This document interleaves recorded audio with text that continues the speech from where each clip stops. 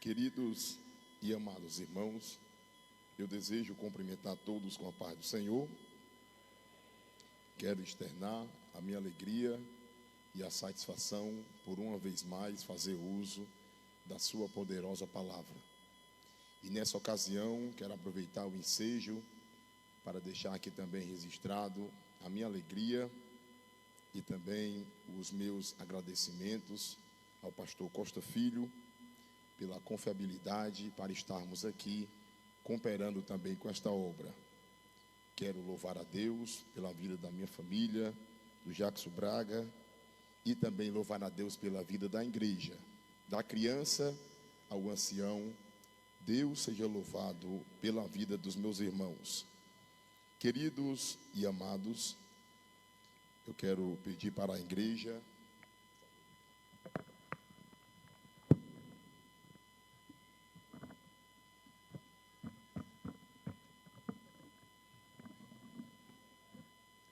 glória a Deus.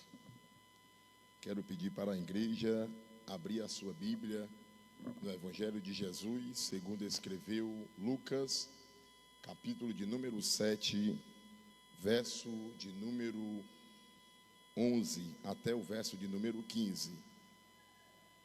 Louvado seja o nome do Senhor.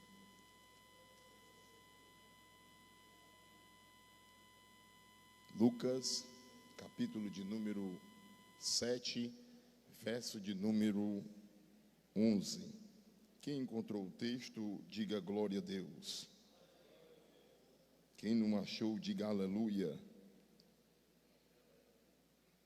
Amém, meus irmãos? Diz-nos assim a sua palavra. E aconteceu que no dia seguinte ele foi à cidade chamada Naim, e com ele muitos dos seus discípulos e uma grande multidão.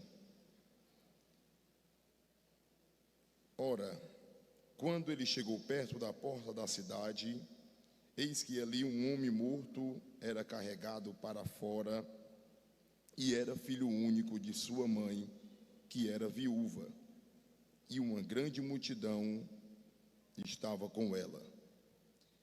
E vendo-a, o Senhor compadeceu-se dela e disse-lhe: não chores. E chegando, tocou no esquife, e os que o levaram pararam, e ele disse: jovem, a ti te digo, levanta-te. E o que estivera morto assentou-se e começou a falar. Agora diga após mim: e entregou, mais forte, e entregou a sua mãe. Mais uma vez. Amém. Queridos e amados irmãos, quando nós nos reportamos para a Bíblia, especificamente nos evangelhos de Jesus, Marcos, Lucas, João e Mateus, nós podemos perceber e também afirmar que esse tempo é conhecido na história como a plenitude dos tempos.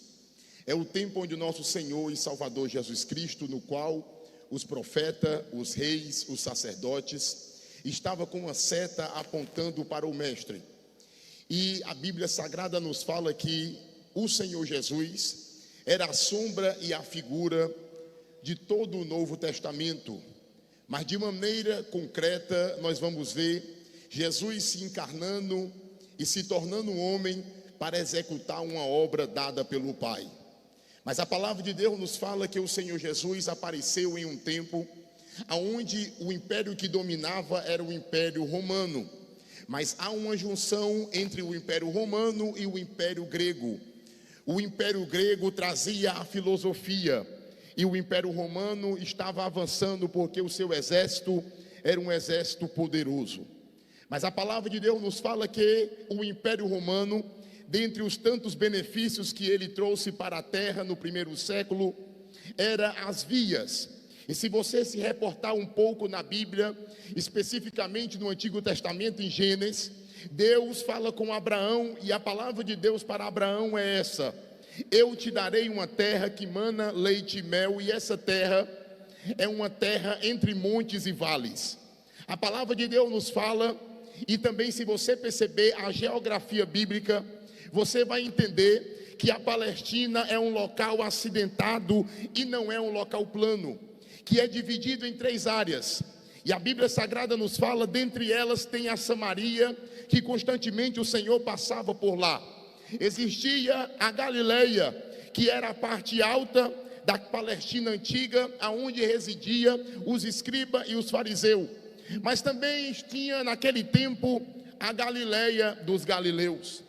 A Galileia dos Galileus era onde residiam as pessoas comuns daquela época, os pescadores, os agricultores, homens e mulheres que viviam a sua vida simples no campo. Mas a palavra de Deus nos fala que a maioria dos seus ministérios ou dos seus feitos ocorreu na Galileia dos Galileus. Mas o que eu quero que você perceba, voltando ao raciocínio, é que a Palestina é um local acidentado, não é um local plano. Mas o Império Romano trouxe vias para a expansão do seu exército e também para a expansão do seu comércio.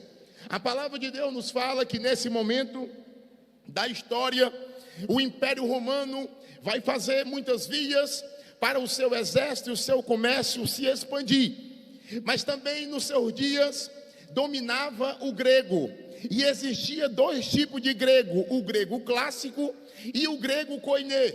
O grego clássico era a linguagem da elite, mas o grego koiné era a linguagem do povão, aonde Jesus se apropriou para pregar a sua palavra, dada pelo Pai às pessoas comuns daquela época. E também no tempo do Império Romano havia uma paz relativa. Mas se você olhar aos olhos humanos, você pode dizer que isso favoreceu e que o Império Romano contribuiu para que o Senhor Jesus viesse à terra, executasse a obra do Pai. Mas se você olhar do ponto de vista bíblico e espiritual, você vai entender que Deus, que está no controle de todas as coisas, como está escrito no Salmo 24, verso 1, do Senhor é o céu, a terra, o mundo e aqueles que nele habitam. Deus está no controle da história, Deus está no controle da nossa vida, Deus está no controle da nossa família, Deus está no controle dos nossos projetos, Deus está no controle das causas aqui executadas na terra. E se você perceber pela Bíblia, Deus preparou o terreno para Jesus vir e executar a sua obra. Mas eu quero que os meus irmãos percebam que nesse período da história, a Bíblia diz que o Senhor vem, se encarna, nasce de uma virgem, e a Bíblia diz que ele teve um ótimo pai, que era José, aqui na terra. Mas a palavra de Deus nos fala em Lucas capítulo 2 e capítulo de número 4, ele aparece aos 12 anos e por 18 anos ele fica no anonimato, e em Lucas capítulo de número 4, ele aparece aos 30. E quando ele aparece, quem está preparando o seu terreno abaixo do Espírito de Deus é João Batista, que está acenando para o mestre dizendo: eu batizo com água, mas vai vir um maior do que eu, que batiza com o Espírito Santo. E a palavra de Deus nos fala que João Batista ensinava, instruía e batizava às margens dos rios Jordão. E a Bíblia diz que chegou uma certa feita que Jesus agora vai entender que é o seu momento de aparecer na terra. A Bíblia diz que ele aparece e João começa a visualizar. E a Bíblia diz que agora ele percebe, porque ele tinha um intento e ele tinha também uma sinalização de Deus para quem era o Filho de Deus. Por que eu estou dizendo isso? Porque quando o Senhor Jesus veio, a Bíblia diz que é uma aparição tanto do Pai como do Espírito Santo e do Filho aqui na terra. A Bíblia diz que ele vê uma visão e uma pomba pousando sobre a cabeça de Jesus, e a Bíblia diz que uma voz do céu está ecoando dizendo: esse é o meu filho amado, em quem tenho muito prazer. E a Bíblia diz que nesse momento da história, João vai querer se negar a batizar o mestre, mas para que se cumprisse toda a lei e a escritura, ele é batizado. Mas perceba que tanto o Pai como o Espírito Santo atua, mas aqui nesse momento você vai ver a ação do Espírito Santo, mas também você vai ver a obediência de Jesus, esperando o seu momento para executar uma grande obra. A Bíblia diz que nesse momento da história, o Espírito Santo conduz o Senhor Jesus para o deserto, e a Bíblia diz que ele é tentado por 40 dias e 40 noites, e nesse momento da história, a Bíblia diz que ele volta. Quando ele volta, a Bíblia diz que ele começa o seu ministério, e o seu ministério é um período provavelmente de 3 anos, no qual Jesus, se nós fôssemos aqui descrever, a Bíblia diz que todos os livros da terra não conteria tudo aquilo que o Senhor fez na terra. Mas eu quero que você perceba que a Bíblia vai mencionar, referente a Jesus, 35 milagres referido ao Mestre. E o primeiro milagre que trouxe para o Senhor notoriedade foi o milagre que ele transforma água em vinho. A Bíblia diz que isso trouxe para ele notoriedade e expressão, ao ponto das pessoas agora divulgar um para o outro, porque as proximidades estavam conhecendo que aquele homem apareceu na terra, e a Bíblia diz que eles começaram a perceber que aquele era um homem diferente.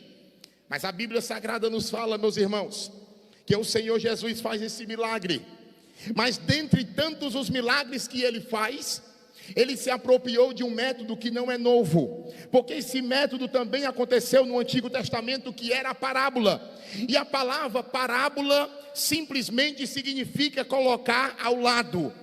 Deus, o Filho, se apropria das coisas humanas para trazer uma linguagem do céu, para trazer um ensinamento para as pessoas da sua época.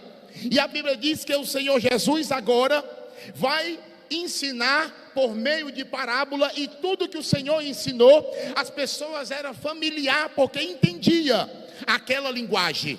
Perceba a profundidade e perceba a simplicidade do mestre para passar uma boa palavra para aqueles que lhe seguiam, porque era comum naquele tempo as pessoas seguirem os rabinos, sentar e ouvir uma boa palavra, mas eles diziam que Jesus ensinava com interpretez, com sabedoria, e a palavra que saía da sua boca, ela penetrava a alma das pessoas daquele tempo. Mas eu quero que você perceba que o nosso Senhor já é conhecido, mas a Bíblia Sagrada nos mostra aqui em Lucas, e Lucas, ele tem uma particularidade, porque somente Lucas, nos evangelhos parecidos ou evangelhos sinóticos, a Bíblia diz que ele vai contar essa história. Mas se você está com a sua Bíblia aberta, você vai perceber no capítulo 7, nos versículos 1, que o Senhor Jesus está ensinando, mas não se sabe se nesse momento aquele homem que era um centurião, um cidadão romano e uma autoridade, tinha mandado pessoas a ir até o encontro de Jesus. Mas a Bíblia diz que eles vão, e aquele homem, que não era uma coisa comum, é respeitado, amado pelos judeus, e chega para Jesus dizendo: Senhor, esse homem é um bom homem, e até sinagogas ele fez para nós, e o seu servo está tremendamente moribundo. Vá até a sua casa e faça algo por esse homem. E a Bíblia diz que Jesus vai se disponibilizar para ir, Jackson, até a casa daquele homem. No percurso, a Bíblia diz que aquele homem está sabendo que Jesus vai até a sua casa, e ele manda os seus servos dizendo uma frase para Jesus: o meu Senhor manda vir até o Senhor e dizer que não é digno que o Senhor vá até a sua casa, mas ele é um homem de autoridade, manda somente uma palavra e o meu criado vai ser curado. E a Bíblia diz que nesse momento da história, quando o Senhor ouve essa voz dada por aqueles homens, ele vira para a plateia e diz uma frase: eu nunca vi tamanha fé em toda Israel. E se você é um leitor da Bíblia, também você vai perceber em Coríntios, capítulo de número 1, verso de número 22, a Bíblia diz que os gregos procuram conhecimento e os judeus procuram poder. Mas esse homem, mesmo sendo estrangeiro, ele acredita pela palavra que o Senhor fará algo extraordinário pelo seu servo. Ele acredita pela fé que o Senhor lançará uma palavra. Agora eu quero transliterar esta palavra e aplicar a primeira verdade do texto. Pelo poder que há na sua palavra, Deus está operando pelo poder que há na sua palavra. Enquanto eu estou pregando aqui, Deus está ministrando no teu coração, mas Deus também está ministrando na tua casa. Deus está ministrando nos teus filhos, Deus está ministrando nos teus netos, Deus está ministrando na tua parentela, pelo poder que há na sua palavra. Se você acredita nesta palavra, então levanta a mão para cima e dá uma saraivada de glória. É o poder que há na sua palavra. A Bíblia diz que ele cura esse homem. Perceba que nós vamos desenvolver aqui esse ponto, antes de entrarmos propriamente dentro do texto, é que a palavra de Deus tem poder. E nós vamos aqui fazer um ajuntamento ou uma síntese dos fatos ocorridos nesse texto. Mas eu quero que os meus irmãos percebam que nesse momento da história, Jesus, ele entende e compreende. Eu quero usar uma expressão, que é uma expressão que eu entendo que é correto. Eu não estou discordando, porque eu pensava também assim, que Deus é plenamente, que Deus é 100% homem e 100% Deus. Eu discordo. Deus é plenamente homem e Deus é plenamente Deus. Como Deus, ele sabe todas as coisas. Por que eu estou dizendo isso? Porque se você olhar 100% homem e 100% Deus, você está limitando o mestre, porque existe 101, existe 102 e assim sucessivamente. Mas a palavra mais apropriada é que ele é 100% plenamente homem e plenamente Deus. E como Deus, ele entendia e compreendia a sua missão e o que ele iria fazer depois daquele ocorrido do centurião. Ele entende que tem que ir até uma localidade. Mas como eu estou aqui preparando o terreno e dizendo que Israel é uma terra acidentada, não era fácil, mesmo nos dias do Império Romano, que tinham feito vias para as pessoas transitar, não era fácil para o Senhor Jesus se locomover e chegar até aquela pobre viúva, Jackson. Por quê? Porque a cidade de Naim não é uma cidade, é uma aldeia. Essa aldeia provavelmente tinha 189 pessoas residindo naquele lugar. Pessoas simples, pessoas comuns. Jesus está onde? Em Cafarnaum. Mas pelo Espírito de Deus, ele entende que tem que fazer uma obra na aldeia de Naim. Agora, se você aplicar esta palavra, tanto na minha vida como na tua, você vai perceber a disponibilidade de Jesus para fazer algo concernente ao ser humano. Por quê? Porque não era fácil. Se você está em Cafarnaum, você está abaixo do nível do mar, 180 metros. E o percurso não é fácil. Era de quase de 1 a 2 dias.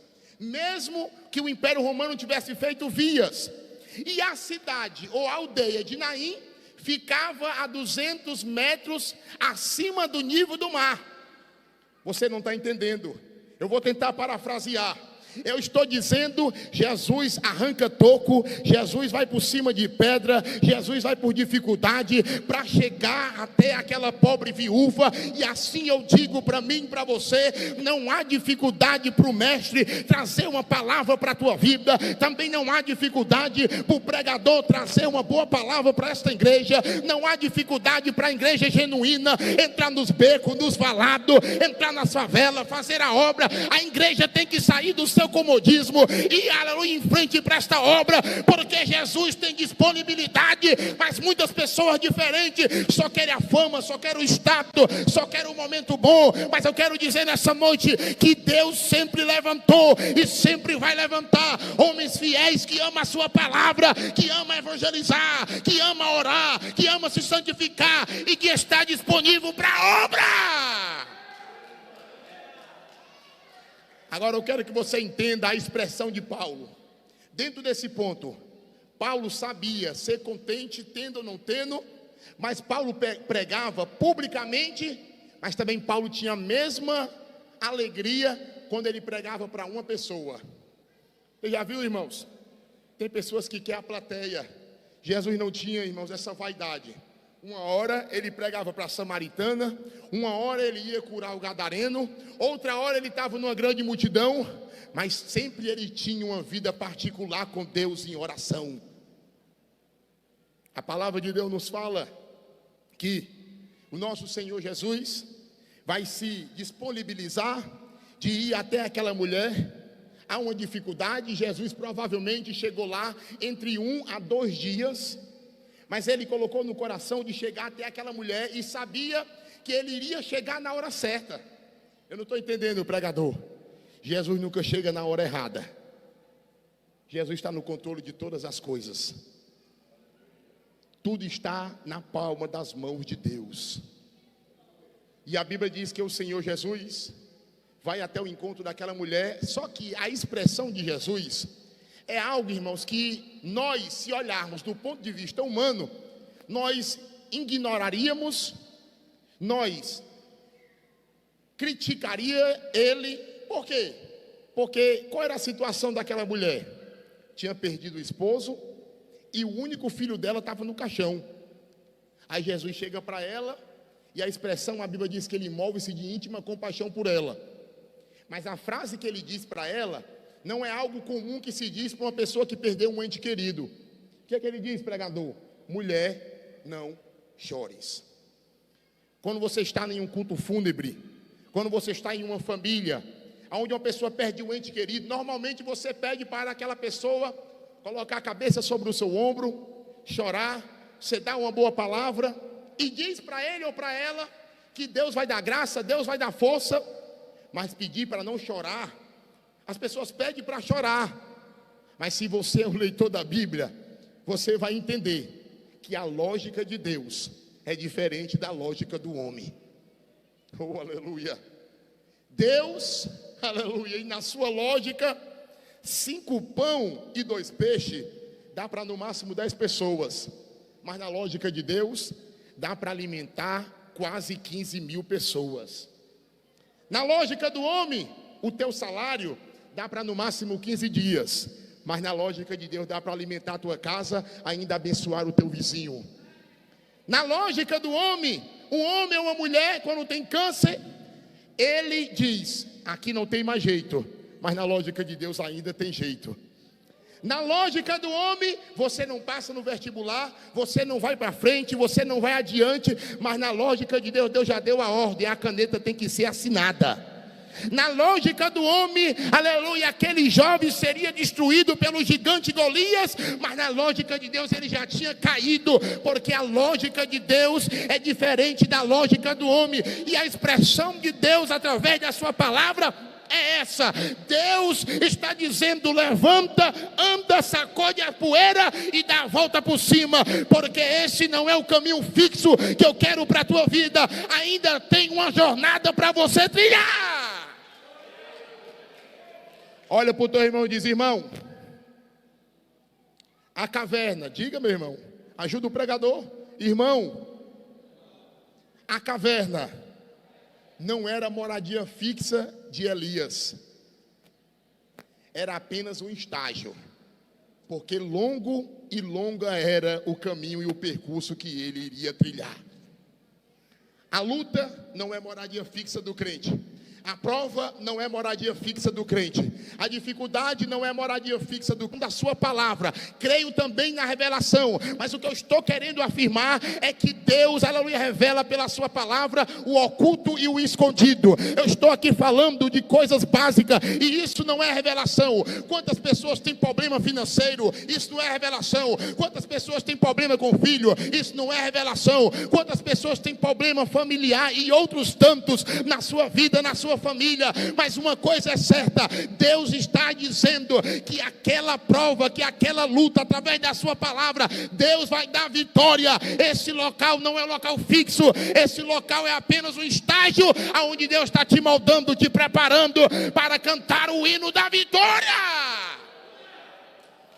E eu vou te dizer outra coisa: para crente, irmãos, que entende que é o processo, que é o estágio, até levantar a mão. Se o pregador disser, levanta a mão que eu vou profetizar, aí o pregador fala algo que você pode até ignorar. Eu vou profetizar luta, eu vou profetizar prova, eu vou profetizar dificuldade. Aí você pode olhar com os olhos humanos e dizer, está profetizando tanta, já tem tanta luta, pregador, tu ainda profetiza mais. Sabe por quê? Porque através da luta, através da prova, através da dificuldade, e depois dela é que vem a vitória para o povo de Deus. Deus está nos capacitando e nos moldando. Agora eu quero que você perceba, meus irmãos, que o Senhor Jesus diz essa frase para essa mulher, mas a Bíblia diz que pela palavra Ele lança. E os irmãos sabem que a medicina naquele tempo não era tão avançada. E a Bíblia diz que Ele lança uma palavra, perceba, a palavra dada para o servo do centurião, e perceba a palavra dada para o filho daquela viúva. Ele diz, jovem, levanta e anda. Agora eu quero que você perceba essa particularidade que eu vou aqui transferir para a igreja. Ela perdeu o seu esposo, sim ou não? Agora o seu único filho estava no caixão. E você sabe que tudo é uma história. A história de um casal, a história de uma família, a história de um lar. Ela não tinha como voltar atrás. O esposo estava no caixão e Deus assim queria. O filho também estava no caixão. Mas uma coisa que ela não entendia, e uma coisa que muitos crentes não entendem, aquela mulher enterrou o seu passado, mas ela não iria enterrar o seu futuro. Por quê, pregador? Porque quem iria trazer a genealogia dela era o seu filho, que estava dentro do caixão. O esposo não ia retornar mais, mas o filho iria dar sequência à sua família e para a sua casa. Sabe o que é isso, meus irmãos? Deus nunca limitou. Quem limita somos nós. Deus quer que nós vá adiante. E aquilo que precisa ficar para trás, tem que ficar para trás. E eu vou fazer aqui um paralelo com a própria Escritura. Tem coisas na nossa vida que nós como cristão não queremos aceitar. Mas você vai ter que aceitar. Sabe por quê? Porque se Deus der uma ordem para mim e para você, ainda que seja de recuar, você tem que recuar. Ainda que seja de perder, você vai ter que perder. Ainda que seja de você abrir mão, você vai ter que abrir mão, porque a ordem está dada de Deus. Já entendeu, irmãos, aquilo que Deus falou para Jesus? Através de José e Maria, em sonho? Olha, não é tempo de Herodes morrer. Não chegou o seu momento. Deus poderia destruir Herodes, sim ou não? Poderia, facilmente. Mas não era o tempo. Não era o tempo de o Senhor ir para frente. Era o tempo de o Senhor recuar para trás. E eu vou te dizer uma coisa. Porque tem pregador, Jackson Braga, que diz assim: eu não sei porque Jesus está mandando falar isso. Eu sei, irmãos. Eu estou aqui conectado com Deus. Você gostando ou não, vou pregar a palavra do mesmo jeito. E eu sei que essa palavra tem direção. Não é adivinhação. Não estou pregando para o Japão nem para os Estados Unidos. Estou pregando para essa igreja. Deus tem uma palavra certa para esta igreja. E o que eu estou dizendo é que muitos crentes precisam, muitas das vezes, baixar a cabeça, muitas das vezes abrir mão, muitas das vezes recuar, porque é o processo e assim Ele quer.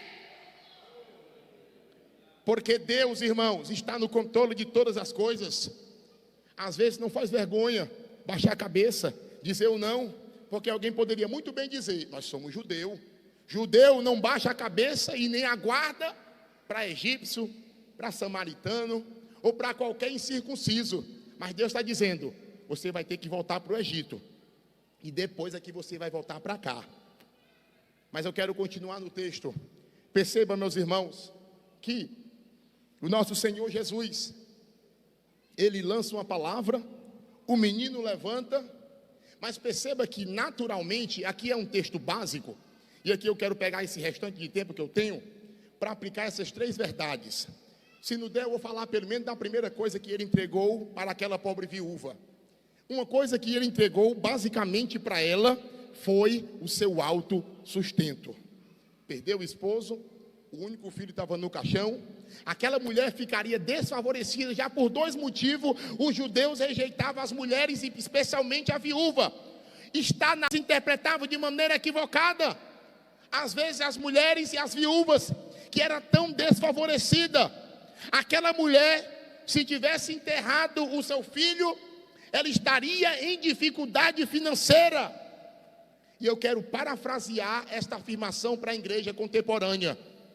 Deus está trazendo, pelo poder que há na sua palavra, saúde. Eu não estou entendendo, pregador. Eu estou dizendo que o Senhor está tocando no orvalho, Deus está tocando no cérebro, Deus está tocando no rim, Deus está tocando no nervo, Deus está tocando nas células cancerosas, Deus está tocando na cabeça, Deus está fazendo milagre Jackson Braga em pessoas que têm dificuldade no osso, Deus está fazendo essas coisas que eu não estou falando, irmãos, eu estou falando da autoridade que há na sua palavra. Eu não estou entendendo ainda, pregador. Deus está tocando da planta do pé até o alto da cabeça. Para quê, pregador? Para você cuidar da tua casa, para você cuidar da tua família, para você trazer o leite, para você trazer o pão, para você trazer o alimento. Pelo poder que há na sua palavra, Deus está fazendo um milagre no teu corpo.